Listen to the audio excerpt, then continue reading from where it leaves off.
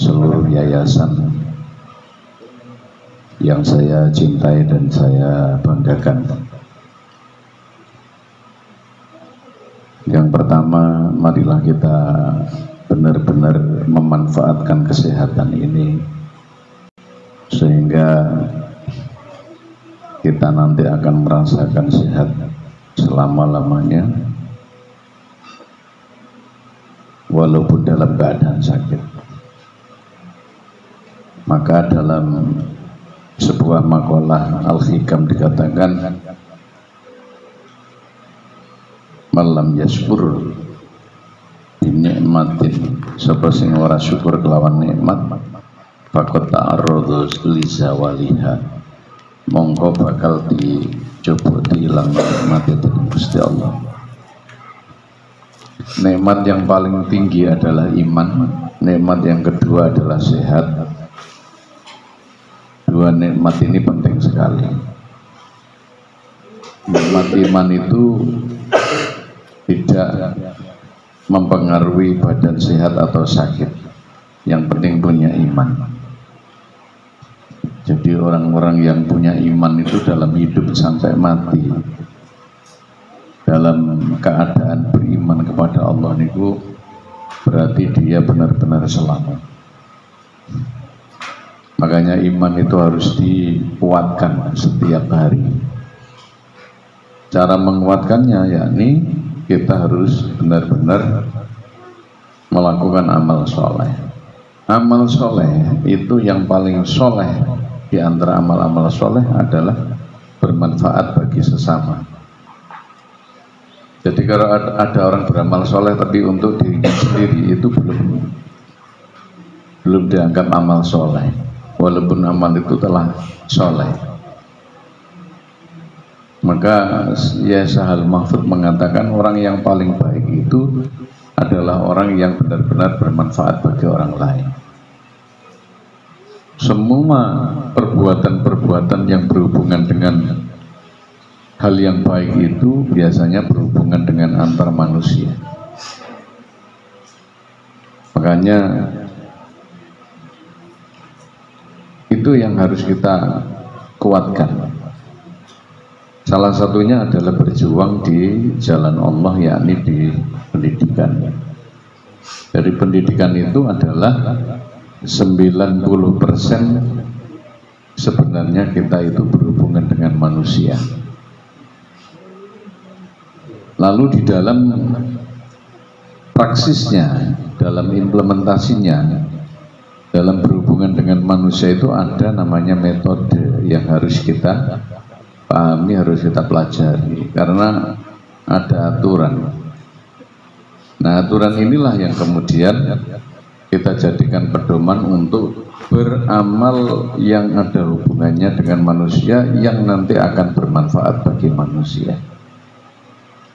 Jadi 90% kehidupan kita itu adalah berhubungan dengan manusia.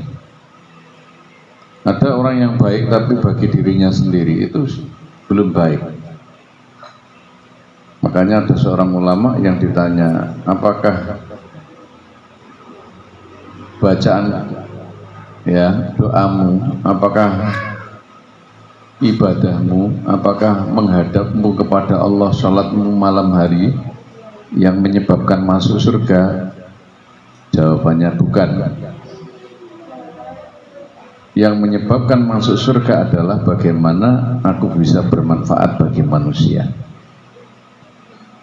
Mulanya ladang untuk kebaikan itu adalah kita berjuang. Dan perjuangan itu penting sekali. Nah, perjuangan itu tidak akan kuat kalau tidak kita kuatkan. Artinya kita itu boleh, kita kadang berjuang, tapi tidak ada motivasi, ya tidak akan bisa kuat perjuangan ini. Kita tidak pernah kumpul lalu tidak saling memotivasi, ya gak kuat, karena orang itu saling memberi dan menerima atau memberi pitutur atau nasihat. Fadzakir fa inna dzikra tanfa'ul mu'minin. Karena pitutur itu penting bagi setiap orang mukmin. Pitutur itu yang nuturi atau yang dituturi itu sama pada pola, pola tarbiyahnya, pola-pola pendidikannya. Jadi mari kita berbahagia menjadi seorang yang berkelindan di dalam dunia pendidikan. Berbahagialah bagi orang-orang yang masih ada di tengah-tengah anak-anak kecil.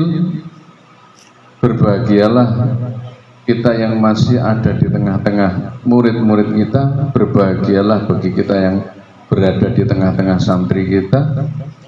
Karena itu bagian dari torekoh kita, jalan kita menuju kepada Allah.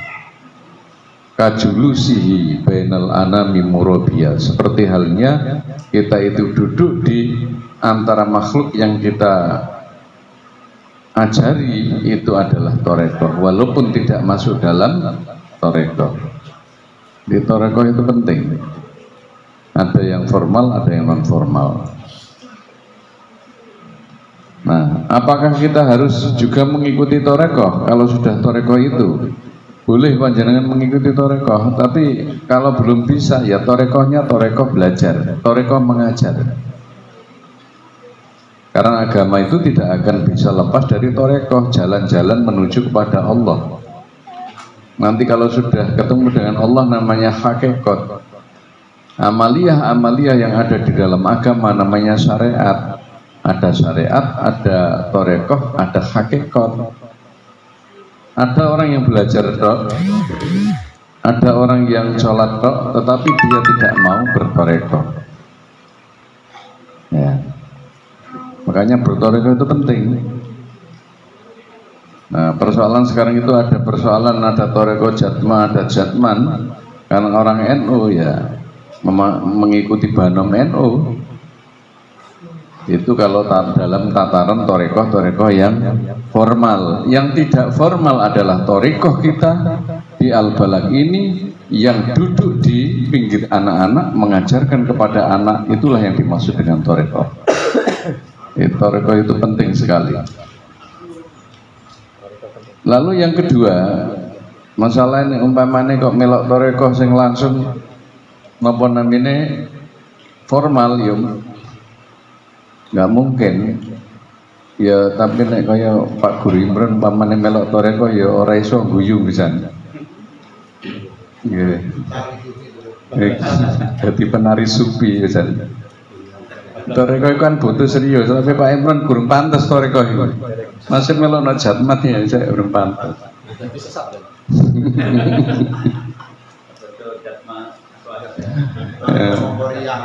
Nggih. Mau melok kemisan, melok senenan tergene ngono niku. Ndak zuhud terus lho, kok wis ra gelem dijak warung-warung ra. Nah, torekoh Kak Imron ya torekoh berkumpul dengan anak-anak dan guyon-guyon bersama anak-anak sehingga anak-anak itu dapat ilmu dari beliau ini. Wong sapa sing gak seneng karo masih Pak Imron, anak-anak mungkin tambah seneng. Senep tuh.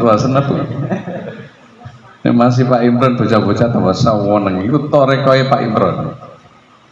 Nah, mbok nek torekohe Kak Nuruddin kenane nenggone gunung kawin lawu dan nanti kurang pantes rambut dawa. Jadi ana dhewe-dhewe. Mbok Pak Imron nek Kak Takin Pak. Berenang itu Pak. Terawiti ya? Tarik keimangan itu jenenge kajulusihi bainal anami murabia. Nah, itu disampaikan oleh seorang ulama besar namanya Zainuddin bin Abdul Aziz Al-Malibari Al-Fannani yang ada di dalam kitab Azkiyah. Kitab Azkiyah ini wa tariqatun wa haqiqatun kal bakhri thumma haqiqatun turun gola amalun li ajlin nasi syirkun tarbuhu lin nasi dzakar wariyaun sabahlala. Masih orang ngaji Azkiyah tetap ada untayan-untayan mutiara yang kita ambil dari beliau. Durung torekoh yang lain. Jadi torekoh itu penting sekali. Nah, selain torekoh, yang kedua adalah bagaimana cara kita bisa menghadap Allah dengan baik? Maka dalam thariqah itu ada namanya keikhlasan, ada namanya keridhaan, ada namanya ar-ruju ilallah, yaitu kembali kepada Allah. Nah, anak-anak itu bisa menjadi etikanya bagus itu manakala bercermin kepada gurunya. Jadi jenengan maca aukalladzi marra ini adalah cerminan-cerminan guru yang nanti pantulannya akan menuju ke anak-anak. Pantulannya itu akan menuju ke anak-anak sehingga anak-anak itu nanti menjadi bersinar hatinya karena sinar hatinya ada di dalam gurunya. Makanya di Yayasan Al-Balagh pada saat pertemuan-pertemuan tidak boleh meninggalkan bacaan-bacaan yang baik, apakah kalimah thayyibah atau bacaan Quran yang nanti akan menyebabkan cahaya-cahaya hati para guru kemudian memantulkan cahaya kepada anak-anak. Ini penting sekali. Kira tak otot megane Pak jalanan. Allahumma sholli ala Muhammad. Kita sambil nyantai-nyantai.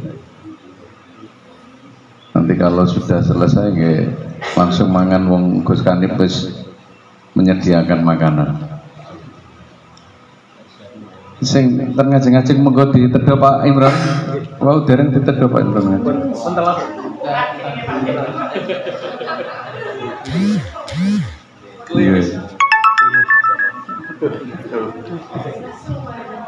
Kemudian kesabaran dalam mendidik anak.